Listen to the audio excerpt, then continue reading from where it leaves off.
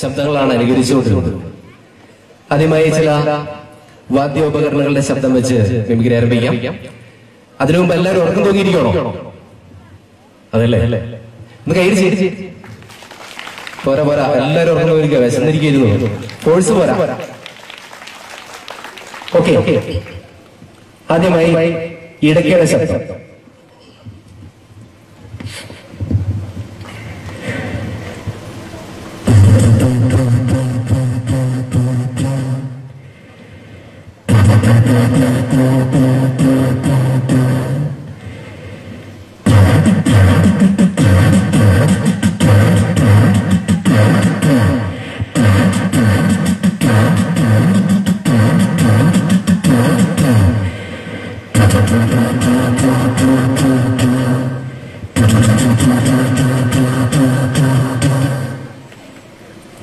നാദസ്വരം.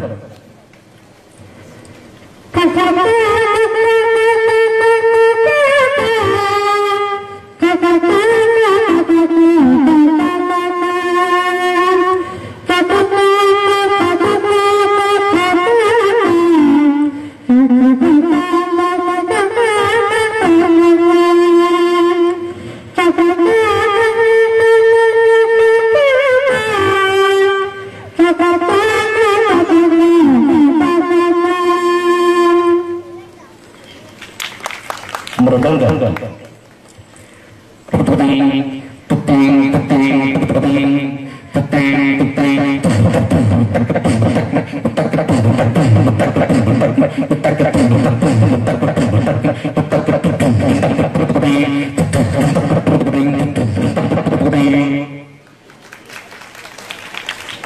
തകില്.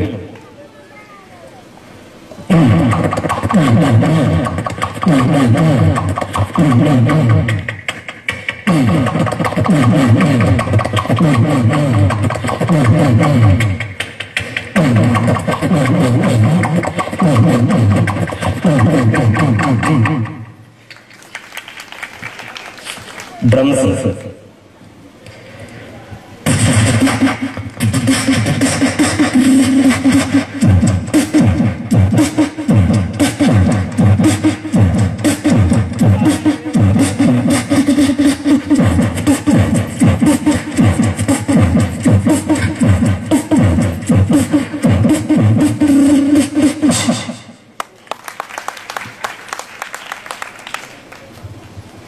സിനിമയിൽ കേൾക്കുന്ന ചില ശബ്ദങ്ങൾ എക്സാഗ്രേറ്റ് ചെയ്താണ് തിയേറ്ററിൽ നമ്മളെ കേൾപ്പിക്കുക. പല സംഭവങ്ങളും നാച്ചുറൽ ആയിട്ടുള്ള വോയിസ് ആയിരിക്കും നമ്മൾ തിയേറ്ററിലെ ഫിലിമിൽ കാണുമ്പോൾ കേൾക്കുക. ഉദാഹരണത്തിന് ഒരു വെള്ളത്തുള്ളി വീഴുന്ന ഒരു ശബ്ദമാണെങ്കിൽ തിയേറ്ററിൽ ഇത് കേൾക്കുമ്പോൾ ഭയങ്കര എക്സാഗ്രേറ്റ് ചെയ്ത് നമ്മൾ കേൾക്കുക. അതൊന്ന് ശ്രദ്ധിക്കുക.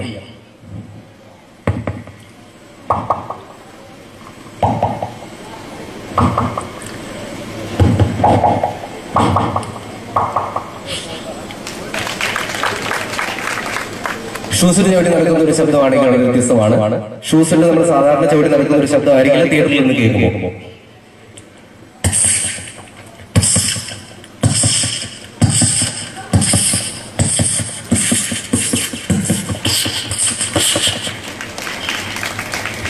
അവാർഡ് ഫിലിമിലൊക്കെ നമ്മൾ ശ്രദ്ധിക്കുകയാണെങ്കിൽ കാണാൻ സാധിക്കും. അകലേന്ന് എനിക്ക് ഒരു രാത്രിയൊക്കെ സെക്കൻഡ് ഷോ ഫിലിം കഴിഞ്ഞിട്ട് നടന്നു പോവാണെങ്കിൽ അകലേന്ന് കുറയ്ക്കുന്ന ഒരു പട്ടിയുടെ ശബ്ദം.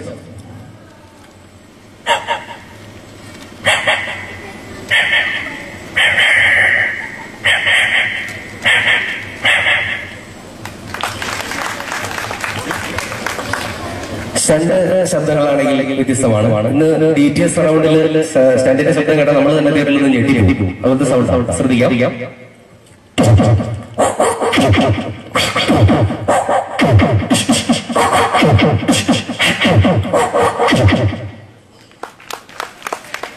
സിനിമാ താരങ്ങളുടെ ശബ്ദം നോക്കാം.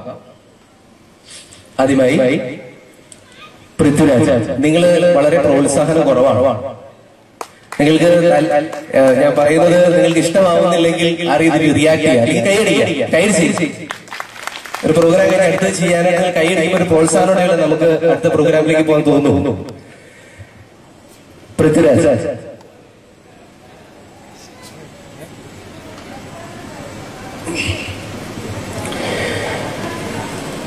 ചങ്ങനാശ്ശേരി മത്തായച്ചന്റെ മോള് ചന്ദ്രിക, നീ എള്ളവാടി കരുതി നീ എന്ന് പ്രത്യേകം പറഞ്ഞ് പോയാ ഞാനങ്ങ് തോന്നിക്കിടന്ന ആടുന്നുണ്ട്. അതങ്ങ് കണ്ട് ഇന്ന് എന്റെ കഴുത്തിലൊരു കുറുക്ക് വീണ അതിന്റെ മറ്റേറ്റത്ത് നീയും കാണും. ജീവിക്കാനാണെങ്കിൽ ഒരുമിച്ച്, അല്ല ചാവാനാണെങ്കിൽ ഒരുമിച്ച്. കാനന ചായയിൽ ആള് വയ്ക്കാൻ ഞാൻ നിന്നെ കൊണ്ടങ്ങ് പോവുക. വാണ് ചന്ദ്രികയുടെ. ഇന്ദ്രജിത്ത്, പൃഥ്വിരാജിന്റെ ജ്യേഷ്ഠനാണ് ഇന്ദ്രജിത്ത്. 10-25 കൊല്ലമായല്ലോ സർവീസിൽ കയറിയിട്ട് ഒരു പ്രതി ഇങ്ങനെയാണോ ചോദ്യം ചെയ്യുന്നത്? ഇങ്ങോട്ട് മാറി നില്ല. എന്താണ് അവന്റെ പേര്? ഒട്ടപ്പേര് പറയണ. മീശമാവൻ. കേൾക്കാനൊരു സ്റ്റൈലൊക്കെ ഉണ്ട്, പക്ഷെ നാളെ കാണുമ്പം മീശ എവിടെ കാണുന്നത്? അതിങ്ങ് വടിച്ചിട്ട് പറഞ്ഞു. Clean shave. മനസ്സിലായോ? മീശമാവൻ. ഞാൻ ആദ്യമായിട്ട് ഒരു പുതിയ സ്റ്റാറിനെ ഇമിറ്റേറ്റ് ചെയ്യാൻ ശ്രമിക്കുകയാണ് ഇവിടെ ഈ സ്റ്റേജില്. മണിക്കൂട്ടൻ ഏത് ഫിലിമിലുള്ള നിങ്ങൾക്ക് ഐഡന്റിഫൈ ചെയ്യാൻ പറ്റും? അടുത്തിടെ ഇറങ്ങിയ ഹിറ്റ് ഫിലിമിൽ അദ്ദേഹം ആരും വിടുന്നില്ല. സിനിമ ഉള്ളാത്തവരാണോ ഇരിക്കുന്നത് മൊത്തം? മണിക്കൂട്ടൻ മനസ്സിലായില്ല. തട്ടത്തിന് പറയുന്ന ഫിലിമിലുണ്ടാവും. അതിലൊരു ഡയലോഗ് പറയാം. ഫാത്തിമ പോയതിനു ശേഷം ഞാൻ രജീനിമായി ലൈനാവും. ചെമ്മീൻ ബിസിനസ്സുകാരൻ മൊയ്തുട്ടിന്റെ മോള് ഓള് വന്നതിന് ശേഷം ഞാൻ രക്ഷപ്പെട്ടത്. ബൈക്ക് മാറ്റി, വീട് വാർപ്പ്, മാർബിൾ ഫ്ലോറിംഗ്, LCD TV. സ്നേഹം മാത്രം കൊടുത്താൽ മതി. അപ്പൊ ശരി, ഞാൻ പോട്ടെ. കുറച്ച് സ്നേഹം കൊടുക്കാൻ പഴയ ചില സിനിമാ താരങ്ങളെ നോക്കാം. ആദ്യമായി പ്രേംനസീർ. പ്രിയമുള്ള കലാസ്വാദികൾ, എല്ലാവരെയും ഒരുമിച്ച് കാണാൻ കഴിഞ്ഞതിൽ എനിക്ക് വളരെയധികം സന്തോഷം. ഇവിടെ ഇപ്പോൾ ശീലിക്കിന്റെ ഭാരതിക്കുമൊക്കെ സുഖം തന്നെയല്ലേ? സ്വർഗത്തിൽ ഇപ്പോൾ വിജയശ്രീ രാഗിണിയും അടുത്തിടെ ശ്രീവിദ്യ കൂടി വന്നപ്പോൾ ഞാൻ അഡ്ജസ്റ്റ് ചെയ്ത് പോകുന്നു. പഴയകാല നടൻ ജയൻ. സ്നേഹം പറഞ്ഞ കലാസ്വാദികളെ, നിങ്ങളെല്ലാവരും കലാകൃതിമുള്ളവരാണല്ലേ? കേൾക്കാനുമുള്ള അടിച്ചുപൊളി ഗാനങ്ങൾ എന്നും എന്റെ ദൗർബല്യമായിരുന്നു. അവയൊക്കെ ഒരിക്കൽ കൂടി നിങ്ങളെ കേൾപ്പിക്കുക എന്നത് എന്റെ ആഗ്രഹവും. അത്തരത്തിലുള്ള ഒരു ഗാനവിധ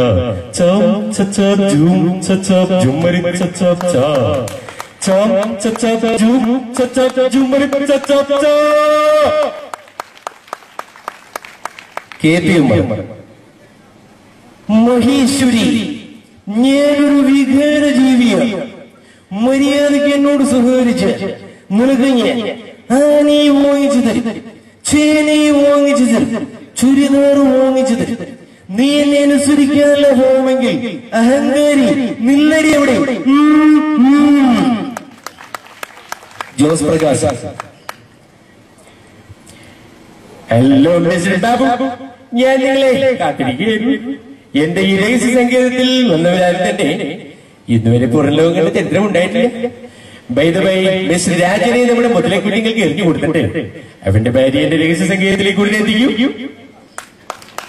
ജഗതി.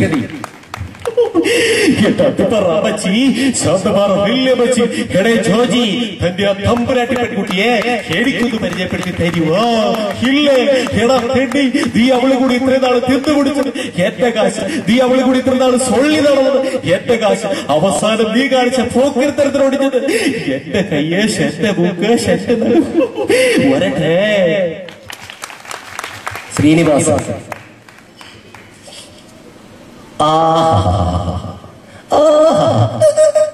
കുണക്കെട്ട കോഴി കോളക്കോഴി കൊമ്പും ചെരുവിലെ വൈത്താട്ടി.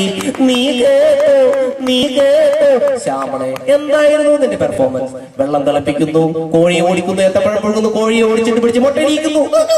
ഈ അഭിനയം സിനിമയിലായിരുന്നെങ്കിൽ ഈ വർഷത്തെ ഊർവശി അവാർഡ് നമ്മുടെ ഷോക്കേസിൽ തന്നെ.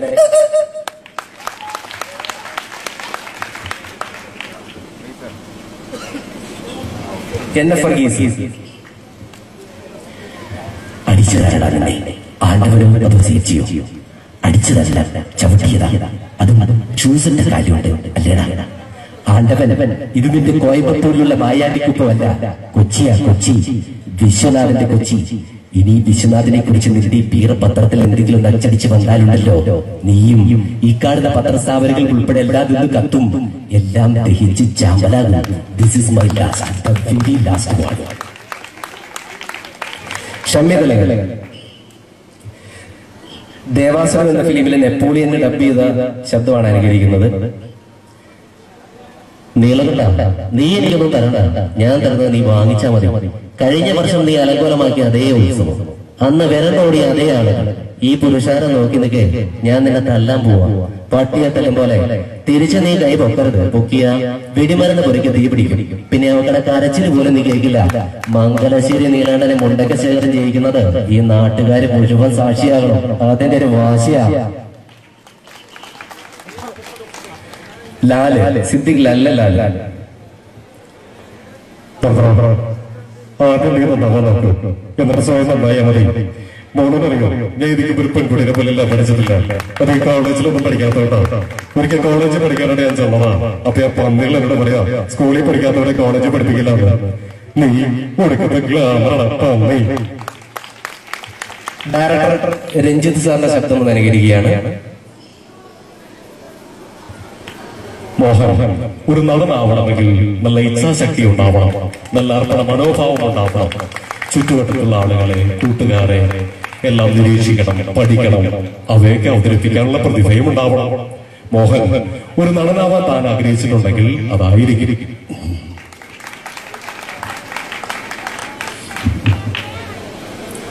ഞാൻ ഏറ്റവും കൂടുതൽ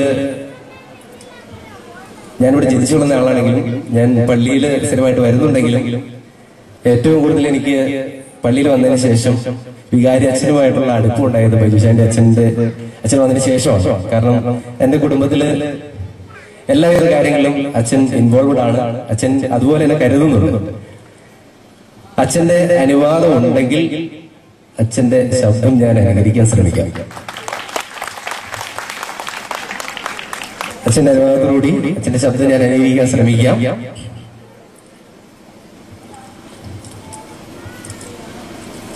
നമ്മുടെ പള്ളിയില് യൂത്ത് അസോസിയേഷന്റെ ഒരു സ്ഥാനം തുടങ്ങിയിട്ടുണ്ട്.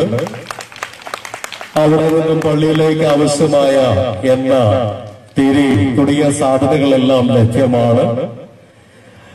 യൂത്ത് അസോസിയേഷനിലെ കുഞ്ഞുങ്ങളെല്ലാവരിൽ നിന്നും കിട്ടുന്ന വരുമാനം അത് ചാരിറ്റി പ്രവർത്തനങ്ങൾക്ക് ഉപയോഗിക്കണമെന്നാണ് കരുതുന്നത്.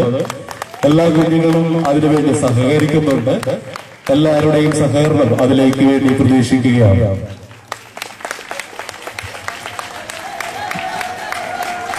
Thank you. നല്ലൊരു കൈയ്യടി തരുവാണെങ്കിൽ എനിക്ക് നല്ല സന്തോഷം ഉണ്ടാവും. ഇത്രയും സമയം എന്നെ പ്രോത്സാഹിപ്പിച്ച എല്ലാവർക്കും ഓരോരുത്തർക്കും ഹൃദയം നിറഞ്ഞ നന്ദി രേഖപ്പെടുത്തുകയാണ്. മാത്രമല്ല, ഇതുപോലെ ഈ യൂത്ത് അസോസിയേഷന്റെ പ്രോഗ്രാമിൽ ഇന്നലെ മുതൽ ഞാൻ പാർട്ടിസിപ്പേറ്റ് ചെയ്യാൻ ആഗ്രഹിച്ചാണ്. എല്ലാവരും എന്നെ വിളിച്ചിരുന്നു. പക്ഷെ എനിക്ക് പനിയും ജലദോഷമായിട്ട് ഞാൻ അല്പം ശരീര ബുദ്ധിമുട്ടിലായതുകൊണ്ടാണ് വരാൻ പറ്റാത്തത്. അതിൽ യൂത്ത് അസോസിയേഷനിലെ എല്ലാ മെമ്പേഴ്സിനോടും ഞാൻ മാപ്പ് ചോദിക്കുകയാണ്. Okay, thank you.